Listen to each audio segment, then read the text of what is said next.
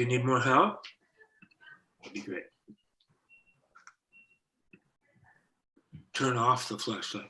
He says he still can't get in. I'm gonna call and try to work it out. Please. Okay, Yeah. thanks. 3 minutes from open. Jesus. What was his issue? He's on his wife's computer. He doesn't know what the fuck he's doing. Okay, he's probably got to download the. Although he did do a Zoom with us a few days ago, I think for his wife's computer. So I don't know. I don't think it should be that terrible. I guess if all else, we can get started. And Is Dale here? Dale is here. Yeah. Let's Can I hear him and see him? Yeah, let's get people on video. Right. Let's see here. You can start your video. I'm gonna unmute Dale. Hey Dale, how you doing over there? Excellent. Hey, brother. Hey, brother. If any of you other folks want to do your video, you can. I'll put mine on as well.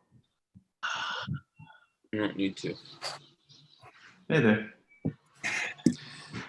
So Hey, I guess Mr. Stone Boy, how are so. you? Daniel and Pat, why don't you work behind the scenes on getting Arlen on board? We might just start. Yeah. Go here. We Why am I can getting start. that? There we go. We have 2 more minutes till. Yeah. Start So time. we could potentially start without Arlen and then have Pat and Daniel work behind the scenes on getting him in, and then just have him join when he gets in. Does that we sound could good? do that. We could start 2 minutes late. That's within my acceptable limit of, you know. Okay, I cool. think Pat Well, should be Yeah, talking. besides Dave and I could consume the whole hour ourselves. Yeah, we could. If we Excellent. wanted to. We try to hold that up. Yeah, you can see that, right? Yeah. There you go.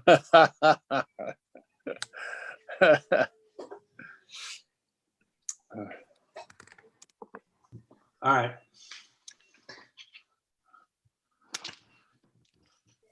I can see you, man. That, you can see that? Oh Awesome. yeah, beautiful. All right. Yeah, All right. the misvisualization is that I can see you full screen, but I'm looking at my face, this tiny screen, so I'm not sure what's coming up. You know what I mean? Yeah. Yeah. Well, if I'm giving my tips, my face will be, it's kind of automatic. My face will be on full screen. When you're talking, your face goes to full screen on my computer. Right. Got it. Good morning. Good morning, brother. I was applying my Dave Anderson philosophy this morning. Which is? Be grateful, live in the wonderment of life, and Yeah. thank God for the life and breath that's in my body. Yeah, I gotta do that, or Hey, I go way Yeah. underground. How's it going, Daniel? Yeah. Pat, I don't think I have access. Pat asked to be let into the chat. I don't think I actually have access. I think I'm not like a manager or something, because I'm not seeing a waiting room. Okay, I'll make you a co-host. I'm Yeah. making you a co-host right now. Oh, okay, I got it now. We should let people in now, brother. All right, let's do it. All right. And is Arlen in? Let me just make sure I have the settings here. All right. I just want to make sure people are, once he's in, we can look for him, but just a second. Hey, Dale, there's a bright light right above your head that's not so good. Okay, cool. Okay, so I just let Pat in. Oh, he wasn't in? No, Why not? I think he left. Oh, he's got 2 devices or something. I think Okay. I let a different Pat in. Is that better? Yeah. No, because it's right above your head. It's Skylight. washing your face up. Let me. Hey, Pat. I'm admitting everyone, guys. Okay. Okay. Yeah. 80 that million times better. Dude. Okay, good. Yeah, that's a huge improvement. All right. So we're definitely live on the page, the Piano Technicians Masterclass page here. And then if you're on that page and you don't know how to join, there's a blue button that says join on Zoom. So you can join on Zoom. Right now, we're streaming to YouTube and Facebook. So that's kind of fun. And maybe Pat, you can work on getting the Facebook link for the live there. I'm not sure what it is yet. You could look for it on in the Piano Technicians Masterclass group. Are we still waiting on Arlen? Do we know? I'll search for him here. Arlen. Yeah, we're still waiting on him. Yeah. Okay, that sounds good.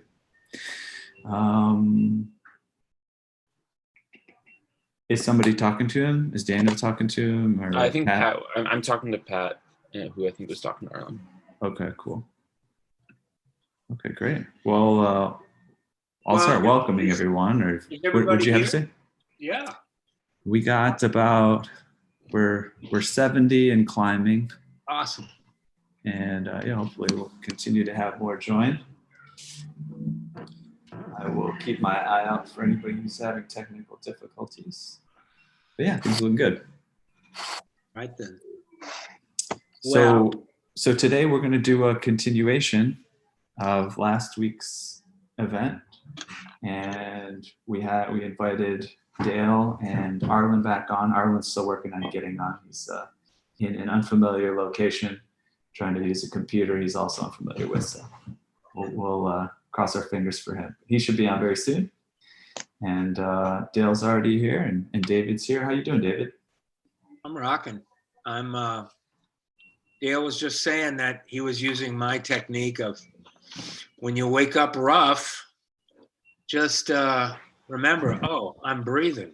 I'm alive. I think you have to unmute me, Ethan. Yeah, there he is. There you go. There it is. Yay. Yeah, and there's some weird green screen that comes in front. Now it's in front of Dale. It was in front of you, Ethan. Yeah. Just, there you go. And how about your camera, Mr. Janney? Oh yeah, I have two here, which is kind of awkward. I can't see Brian. I can't see Ethan. I can't either. Come No. on, Ethan. Hi, guys. Our host. Hey, I Alan. have two videos on here, so All right, well, Well, there you go. We see you now. So I want to welcome everybody that's here. There's a bunch of people, and always insanely grateful that anybody shows up, because we're just basically sitting around our cribs, on Saturday morning. But this is some of the most fun I have, is being with you, being with my community of piano tech nerds that love this stuff and, disrupt their day to come and listen to us rant and rave and stuff. So welcome to everybody. And we're going to start out by just saying, I want all three of us, especially Dale and Arlen, to talk about last week and how they felt it went and what their kind of plan, in one sense, or hope or vision for this week. And let's start out with Mr. Tone Warrior from Modesto, aka Flatlandsville, California, and he's one of my closest colleagues in this world or in any world, and he's what I call a master. He would kind of lightly kick my rear end, probably for calling him that, but that's how I hold him. And Dale, how you doing, man? What went on last week? What do you see for the next, 58?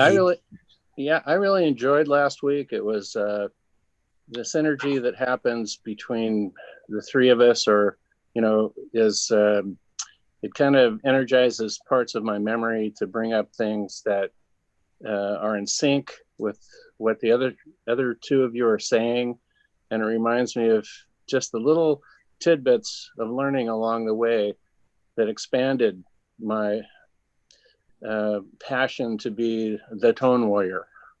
Yeah. To really listen to my ears and Also, I'm grateful that many people would show up to just take it in. Each of us has an enormous amount of years invested, and I'm happy to share it. Oh, thank you. My esteemed, beloved colleague, Mr. Arlen Harris. We've only known each other for a short time, but it's been like, well, geez, didn't I know you like my best friend 20 years ago? No, I think it was another lifetime, David. Yeah.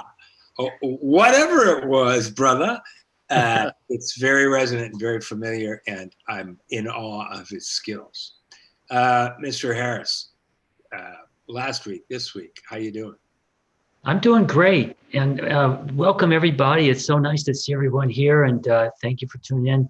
It's a really pleasure and a privilege and honor for me, really, to, as David said, we really connect. We see things a lot the same way, and there's a spiritual connection with Dale too. He's really on the same plane, and to see, to be with these two wonderful craftspeople and artists, and to interact and to share the interaction with you. That's what we're trying to do with the radio hour. And we can't really in 1 hour with 3 people go into a lot of detail. And all of you are technicians, you know how much detail there is. We decided what we would do is throw out some concepts and ideas and some of our experiences to get you guys to maybe be inspired a little bit in your own approaches and maybe try even a few different approaches.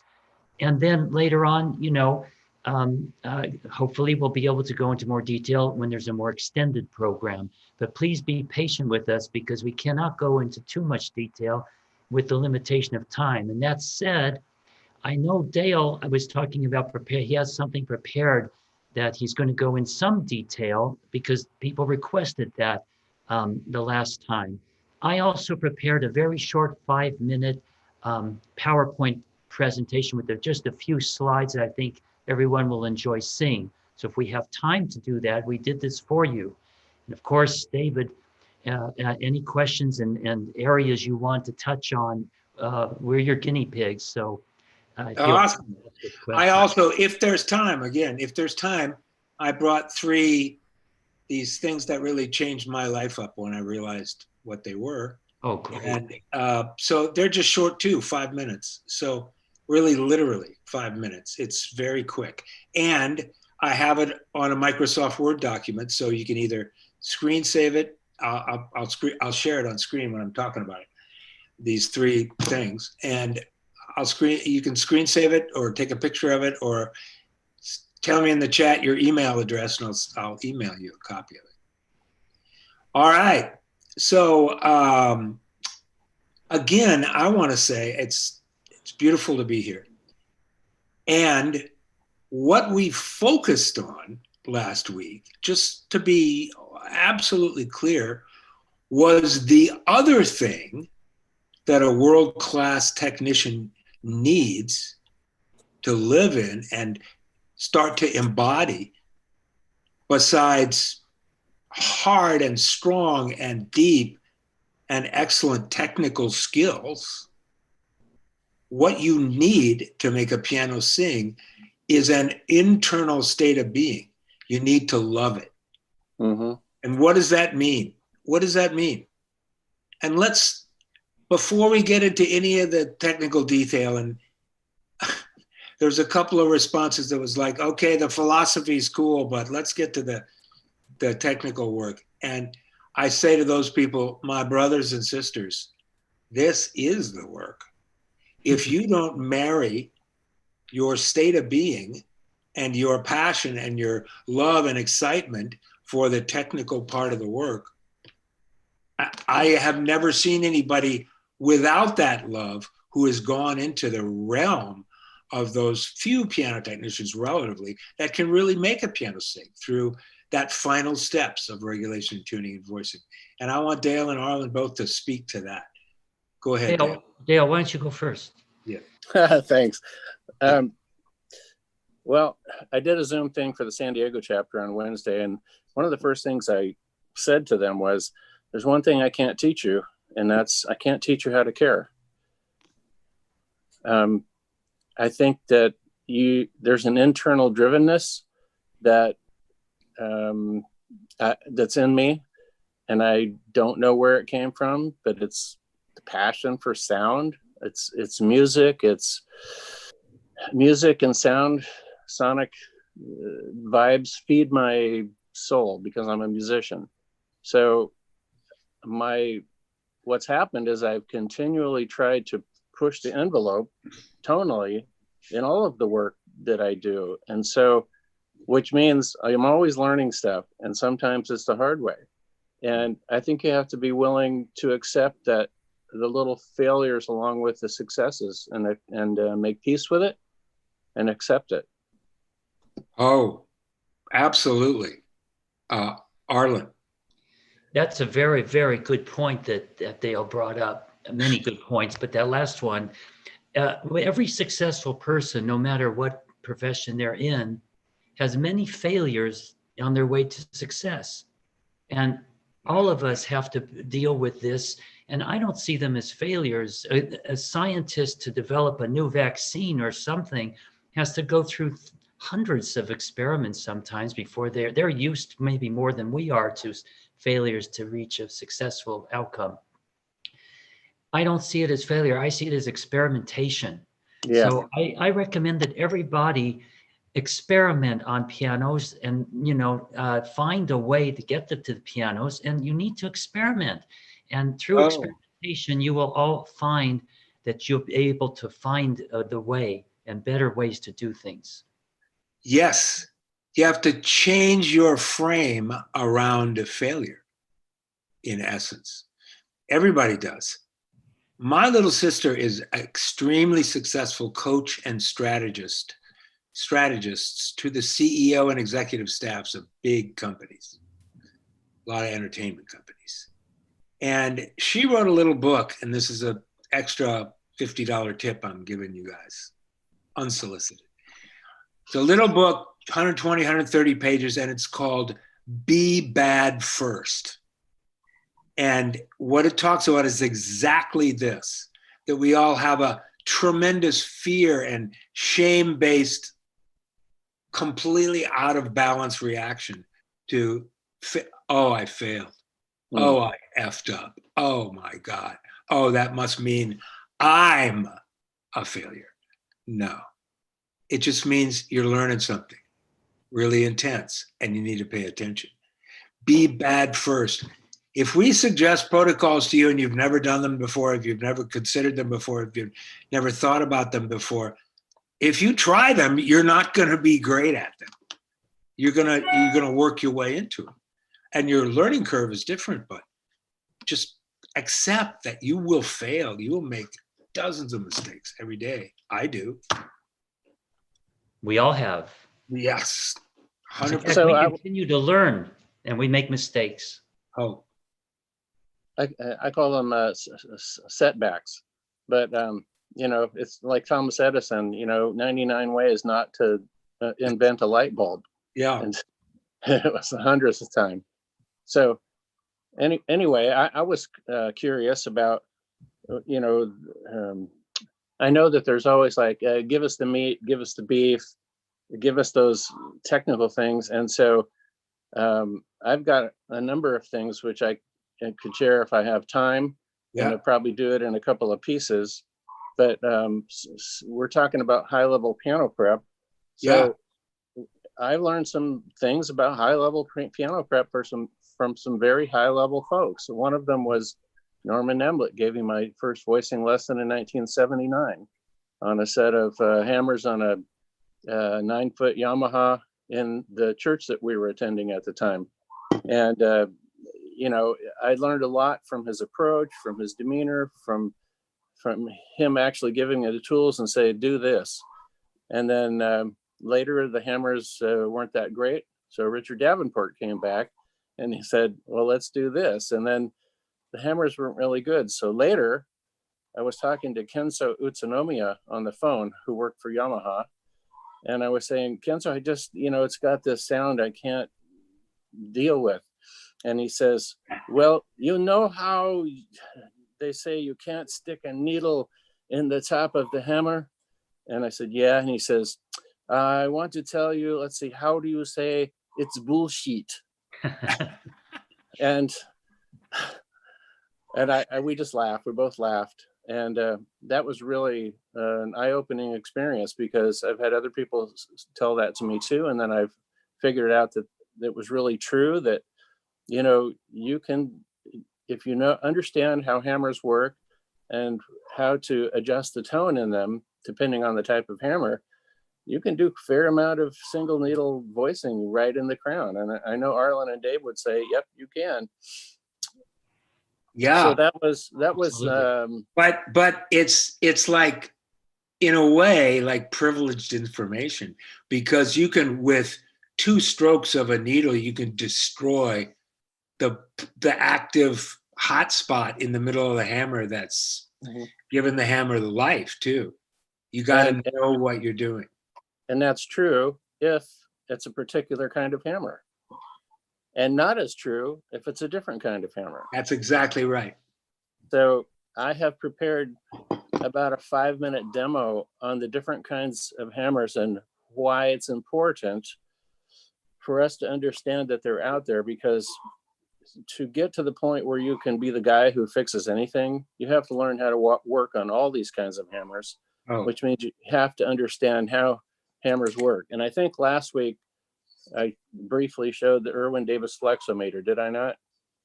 Yes. Okay, so I have listed 3 kinds of hammers, and Dave and I have had this discussion a little bit. Basically, we called them low compression hammers and high compression hammers. And I'm here to tell David that he's wrong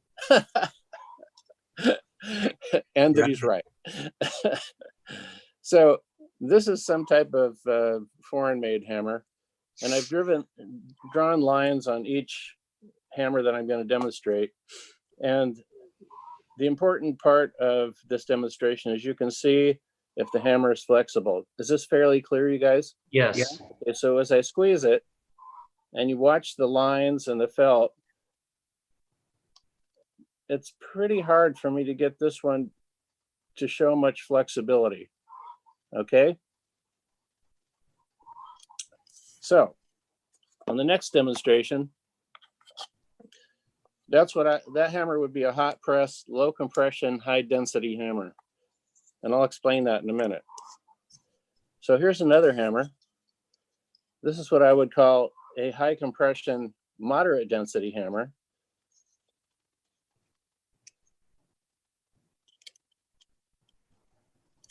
And you can see the top moves down. A lot more movement. A lot more movement. You can really see the lines. Okay. And then the last one. So by low compression, you mean it doesn't take as much pressure to compress the hammer. Right. It's a hammer's a felt spring. This is the rule. Now, we're all going to have to learn how to deal with this hammer if we're concert level technicians. This is Steinway hammer. It's a low compression, low density hammer, and I'm going to explain that further. But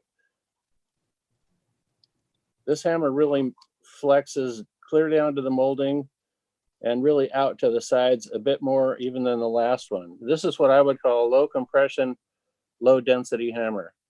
Now here's why. Because here's the same hammer from the same set, and all I did was cut it apart, and there's no compression. We can't see it, but there you go.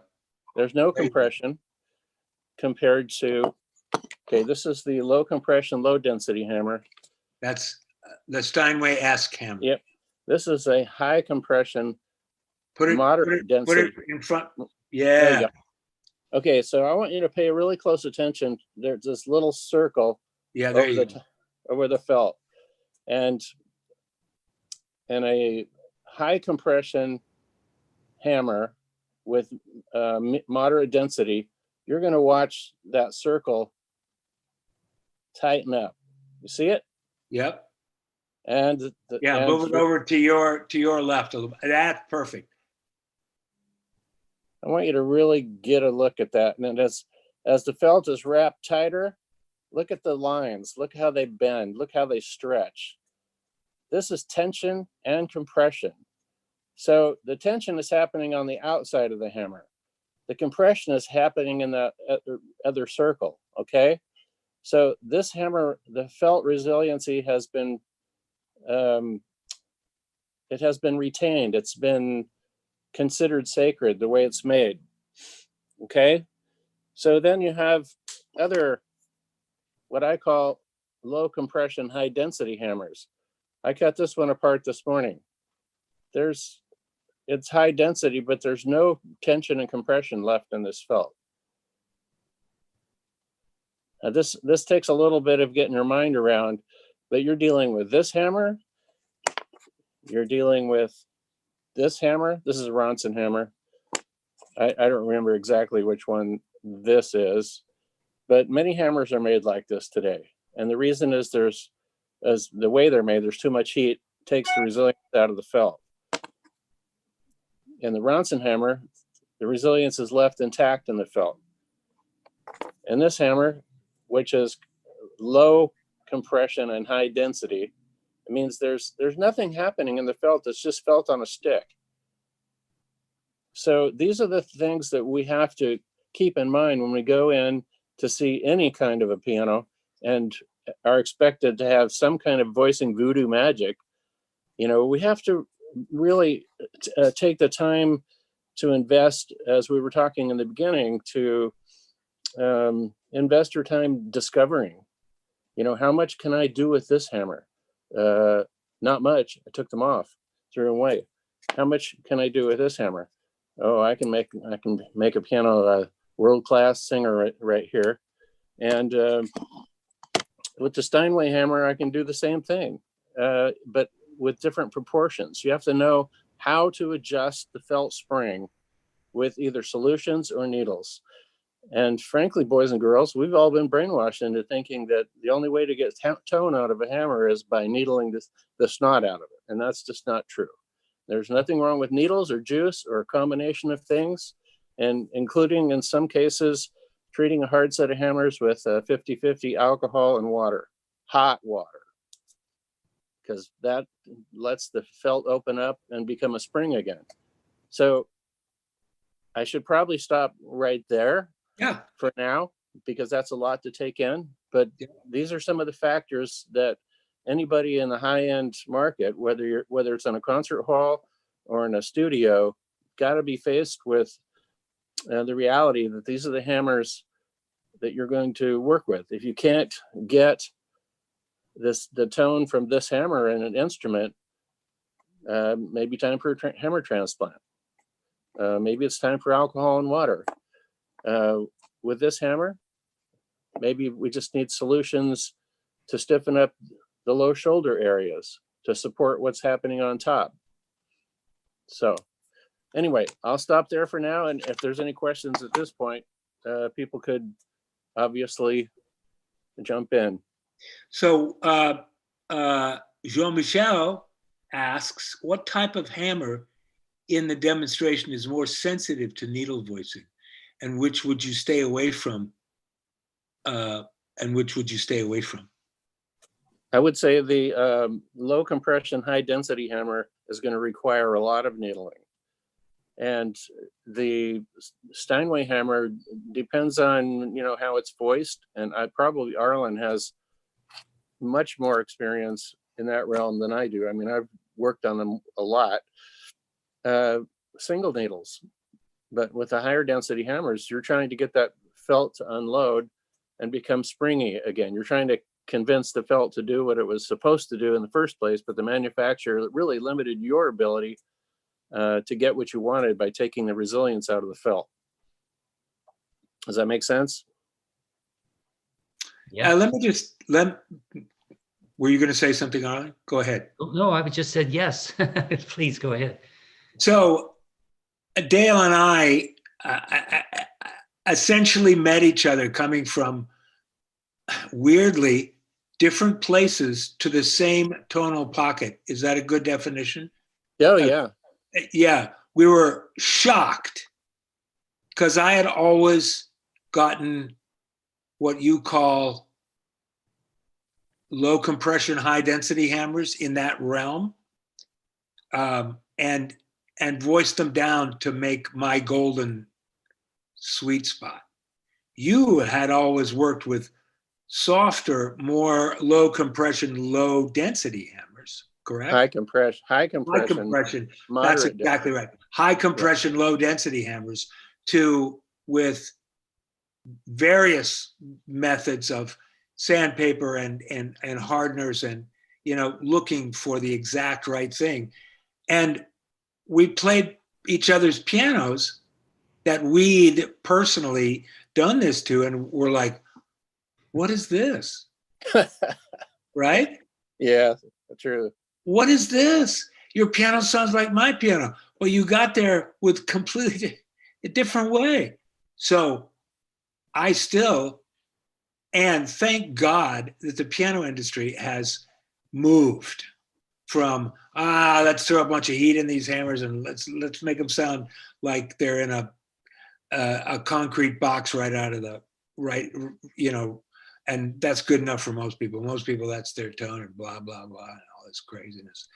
Now, with the advent of Eichertfeld and the advent of a lot more stiff competition from another kind of hammer, the hammer makers all over have gotten to almost this hybrid place where yes, there's got to be some heat, but there's not the heat that there was.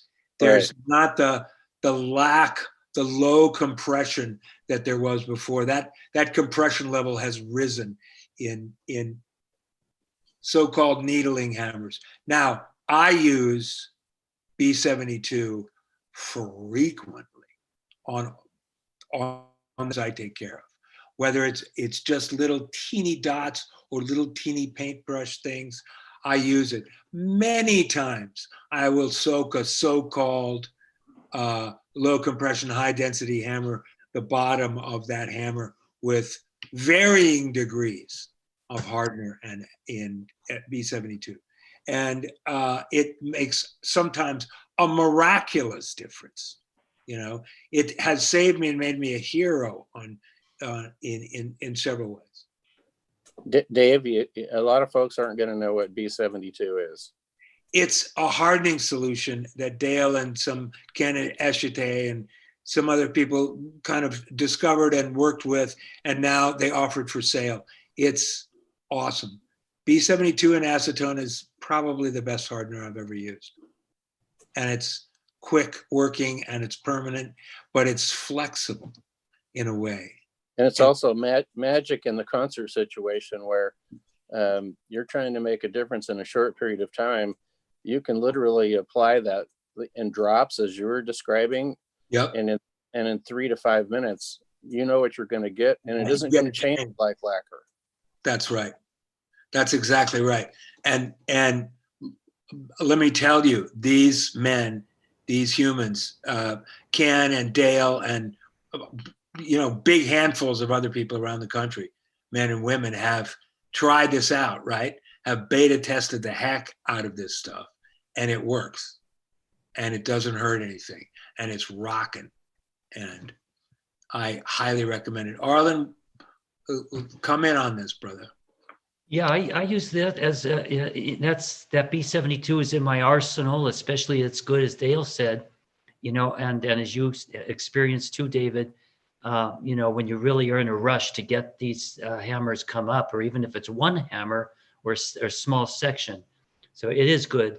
Do I have time to add a few other ideas to what Dale said? Absolutely. Sure. Okay. I just wanted to point out, with all these different types of hammers, one real quick way to analyze also the resilience the hammer has and the hammer characteristics. When you get a hammer, when you get to the set of hammers with your fingernails, you should be able to just use your fingernail on the outside of the hammer going in, and you'll feel, does it have chemical? Does it not have chemical? How is the resilience? How is it on top? And you can go on the other side. And with your hands and your fingernails, you should be able, in different sections, to give get an idea or an indication as to what approach you want to make of course, having the sophisticated machine that they'll propose, you get a very good visual. But here you could actually have a quick way to see, what might be needed. Another alternative method I learned many years ago from Raleigh Brooks in one of his from Brooks Pianos when he was giving classes, is for opening up the bloom of the sound a bit. What do I mean by bloom? It means just the general open range of the hammer. You don't always have to use a needle. Sometimes you could use a pair. I got to get this close. There you go. There you go. Perfect. Pair of pliers, and just on each side, you could just give a little light squeeze. Less is best. You could always go over it again. Yeah. And in those shoulders there, believe it or not, it is quite permanent to change, and it changes the tone of the hammer. It will mellow it out just a little bit, and it's a very uninvasive way. If you find that it needs a little bit, you could use a very small tweezer plier, and you could really get really close in exactly the area you really want. Maybe you only want the very outside of the corner. Maybe you just want to get the inside somewhere.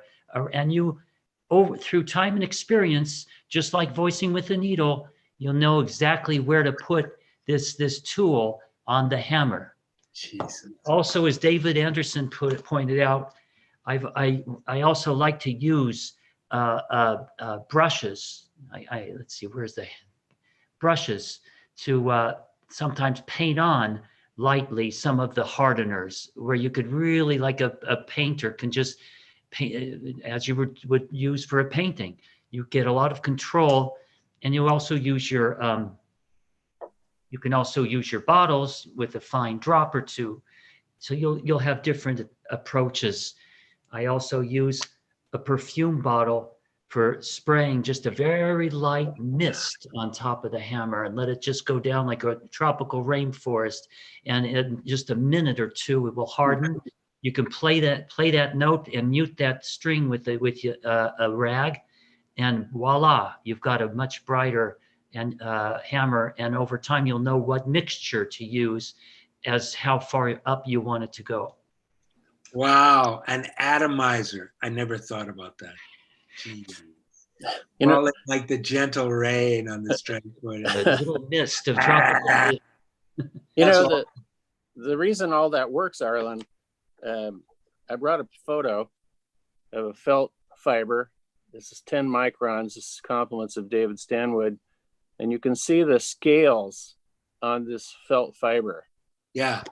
And when felt is made with water and heat and steam and vibration, it opens up those scales kind of like Velcro and allows things to move together. Or in the case of the pliers, Arlen, it causes them to, you're massaging them apart, which is really a cool trick. And with any of these techniques, I would suggest, please don't say, well, they said it, and we're going to squeeze the crap out of these things. Use at your own risk, right? And destroy them, right? And so be careful with that. To add what Arlen said about, checking and testing a hammer, my most tactile type of test is to just take a number 7 needle to explore what is going on in this hammer. What a great segue.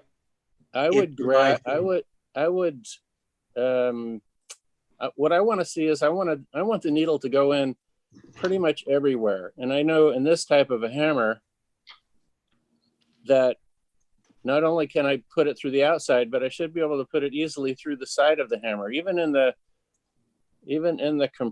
the higher compression area. So this is more of my philosophy of a hammer. Is it's more of it's a unified felt spring, and it's a uniform density spring. Whereas in the ways many hammers are made, they're mainly just more, they're more, They're more linear. A good hammer is a non-linear felt spring.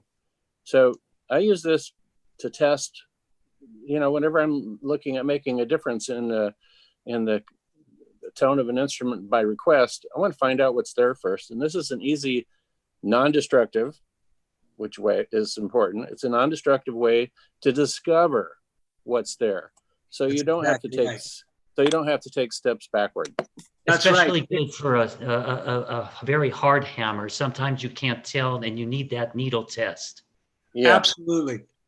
This is such incredibly powerful information, and you guys that are watching this have to understand that these men have done this on thousands of instruments, of really a ton of high quality instruments, and made mistakes and come back and learned, and they're giving you this. It's pretty amazing. It's a perfect segue to what to my little. I'm going to do a little segment, and the description of this segment, I'll be happy if you put your email address on the chat. I'll be happy to send you a description of this segment so you can look at it. But I want to concentrate on looking at it right now. Unless you know better, that is what I'm calling the sacred area of the hammer. In most hammers, these two protocols will work incredibly well. And this is strike point voicing. So you see the area that I've defined, correct? Yes? Okay. So what I want to do is put a needle right on the edge of that sacred area. And I want it to go from the end of the string cut all the way down into the felt with really little or no resistance. So what I'm doing is I'm putting this needle in, you see the string cuts there? Yes. Okay. I'm putting the needle at the end of the string cut in this, just along the edge of the sacred area. Does that make sense? Do you see it? You see the needle and along the edge? So a good guide is to put it right at the end of the string cut at the same, and you can't see it, but this needle is at the end of the string cut and it's at the same angle, right? And so I just let that needle fall in the felt. And if it doesn't, I take the needle out, I walk it 2 millimeters down the side, you see, the same angle, and go in, and it basically falls in.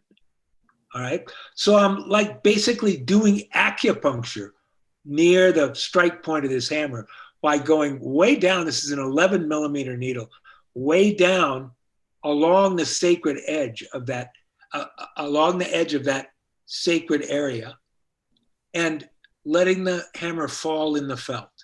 If it doesn't fall in, walk it down the side, same angle, and it'll fall in like that. Then walk it back up and boom, it falls in at your original point. No resistance.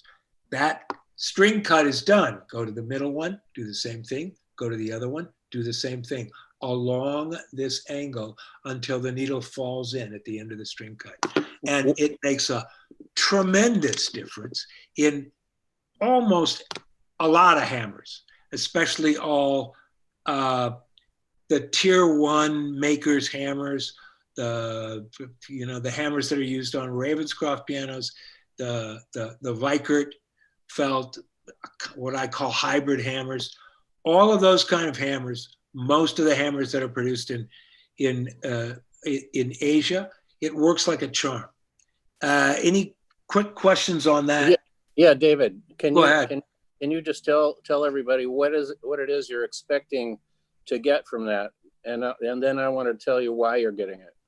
All right, I'm expecting more of a feeling of the fundamental.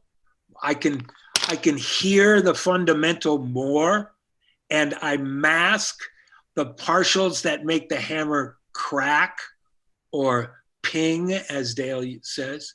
I hate that crack. Now, that said, most players I know like what they call, or what I call, a kinesthetic pop when they're on performance pianos.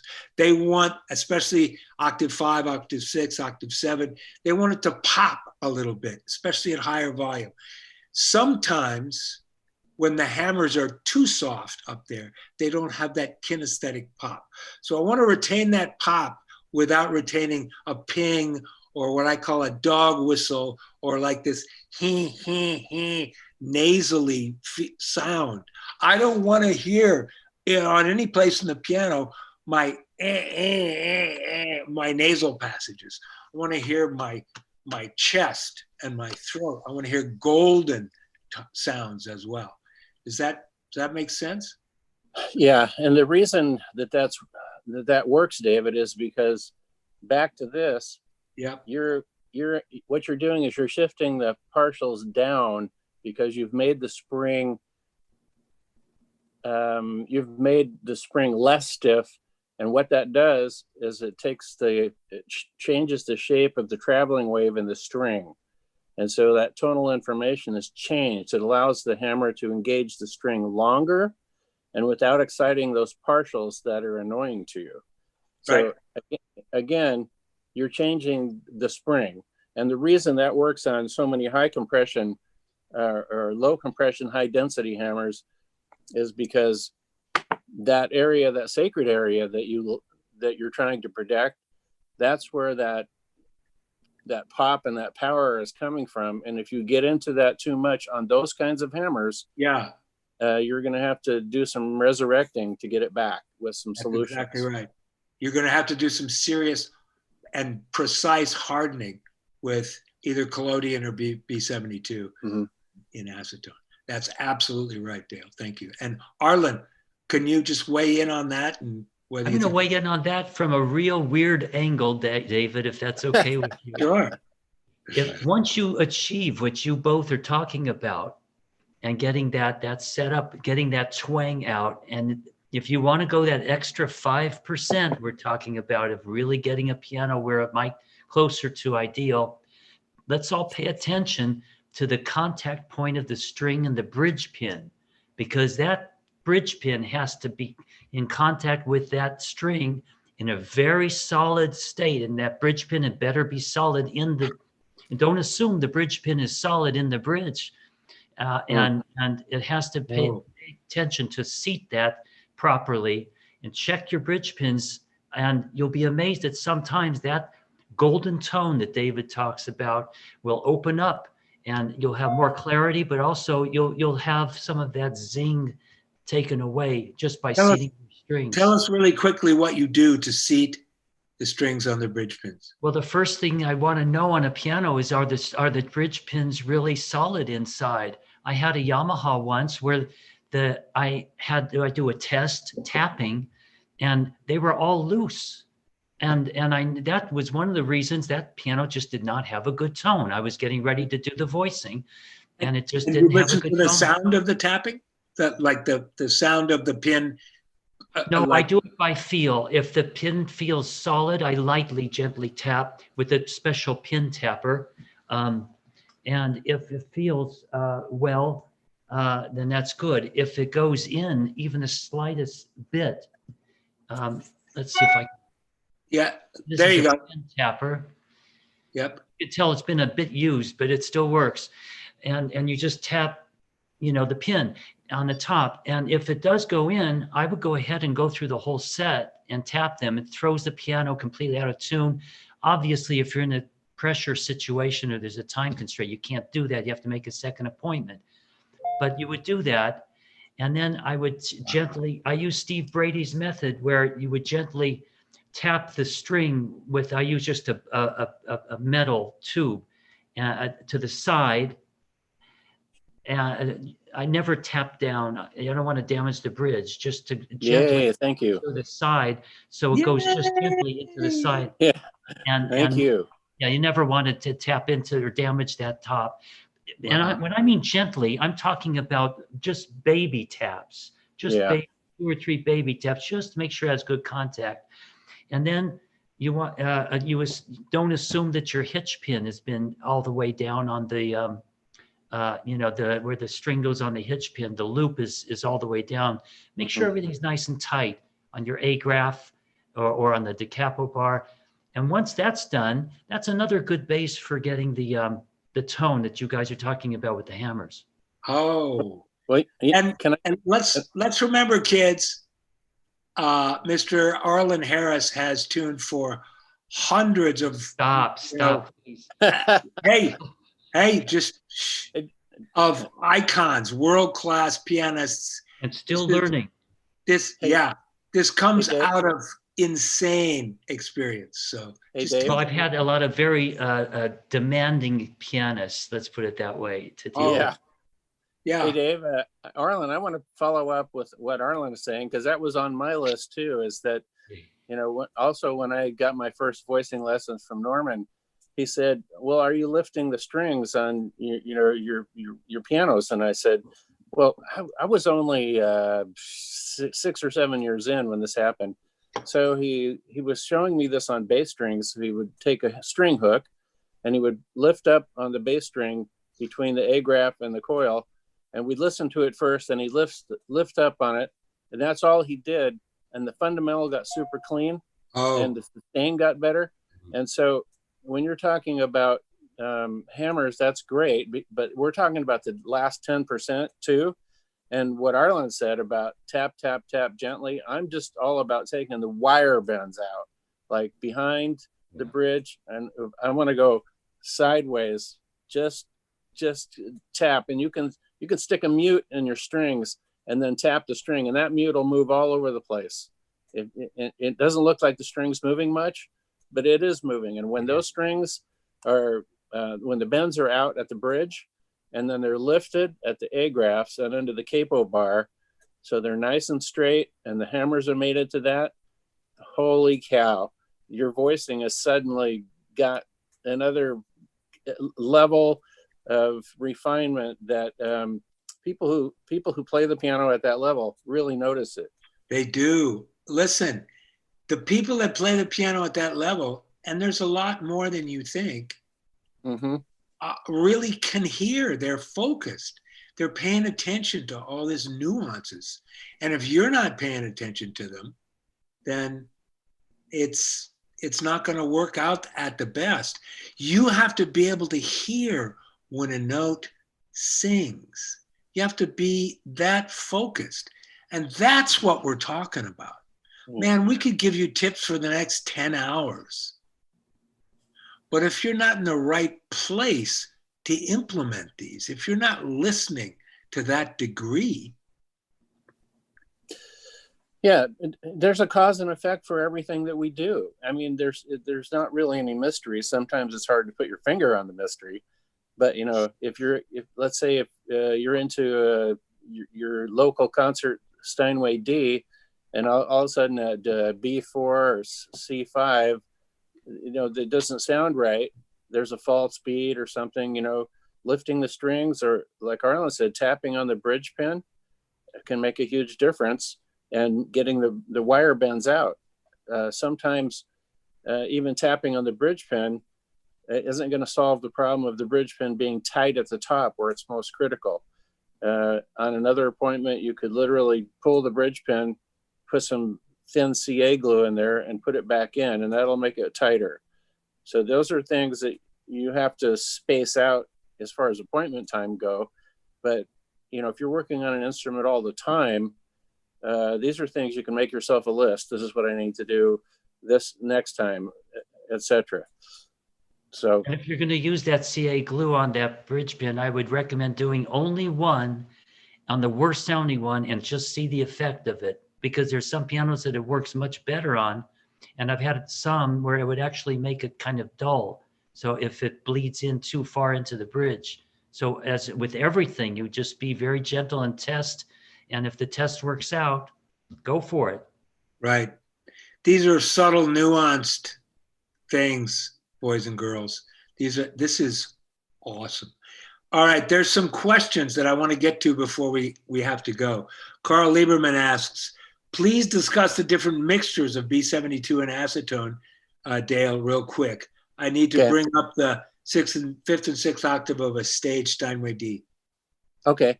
First of all, there's different ways to mix B72, and for a long time I was using acetone only. That has that mixture has certain benefits. And then the other way, which Ken Eshite is very strong about, is mixing it with pure alcohol, which is a lot of times it's impossible to get here in the state of California. So I had to bootleg it from Oregon. But that has the difference between those two mixtures is that the alcohol and B72 travel into the felt, but there's not as much reverse migration as with the acetone. So just be aware of that. As far as the mixtures go, I do have that written down.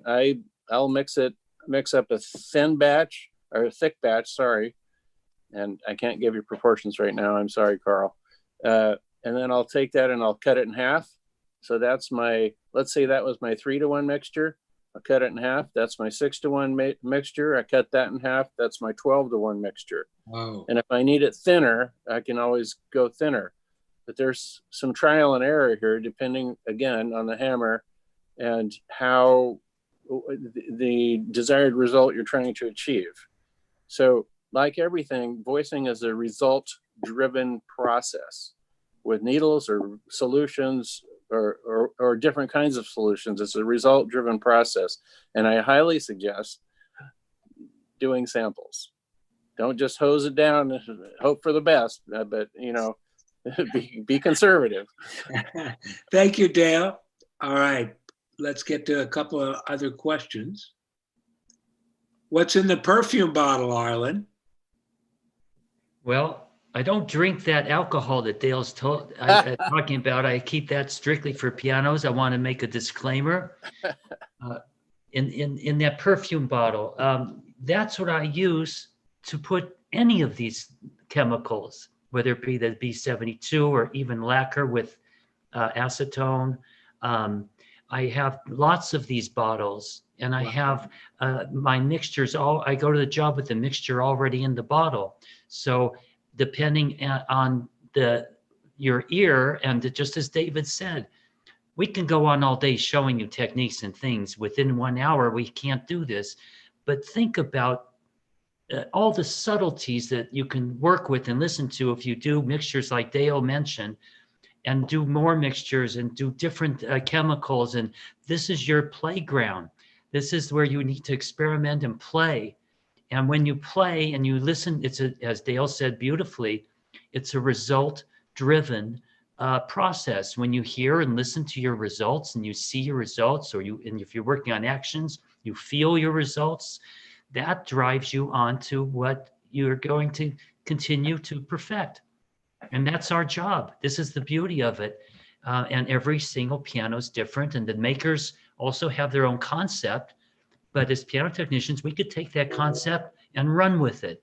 Just like the pit crew of a race car, they can put on different components and make that race car much better than what they had thought they could have as far as a performance car.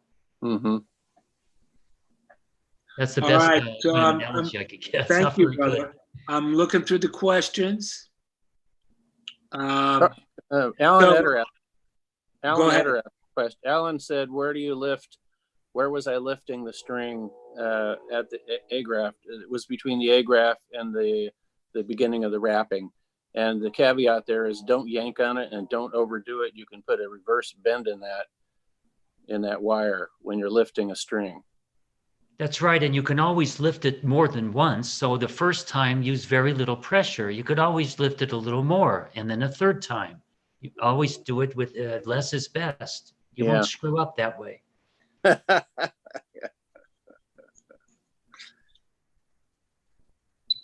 All right. There's some other questions down below Alan's that I want to try to get to. Maybe. All right. Let's just wrap it up here, kids. I had a lot of other stuff, but as Arlen keeps reminding us, it's only an hour. We can't, if you want us to do a more expanded thing, maybe an all-day thing, boy, that sounds exciting to me. We'll talk about it. And we'll show you a bunch of stuff. And to me, this is about some of the most valuable stuff that exists. When you get three human beings that have been in the trenches for a long, long time and have not been afraid to fail, I just think it's a beautiful experience. Ethan, thank you, brother, for bringing this together and for bringing us together. This is an incredible service for me, and brings me tremendous joy to give it to other people. Mr. Harris. Well, I'll cut in here. Thank you for that, David. It's a pleasure to have you here, and it's a pleasure to be able to, as you say that, in getting to know you over the past few years and communicating with you, and just seeing how much other people appreciate what you have to share and how willing you are to share. I really appreciate the opportunity to be able to facilitate that connection. So, and thanks for bringing on Alan and Dale, of course, Arlen and Dale, of course, today. You guys have anything you want to sign off with before we cut out? Yeah. Well, if there's questions in the future, we all have email addresses. So, feel free to, send questions and we'll try to respond as we have time. I'd also like to thank Ethan for the opportunity and recommend that everybody help Ethan with his wonderful plan and what he's doing for our industry, and consider going onto his site and taking his master classes. There's a wealth of information there. I want to thank David Anderson and Dale for allowing me to participate. It's been a lot of fun and pleasure. Yeah. And, two very special people. Don't forget to go on David Anderson's website and listen to his pianos. And Dale, I think you have pianos also on your site. Do you have the sound bites? I don't recall. I'll have to double check.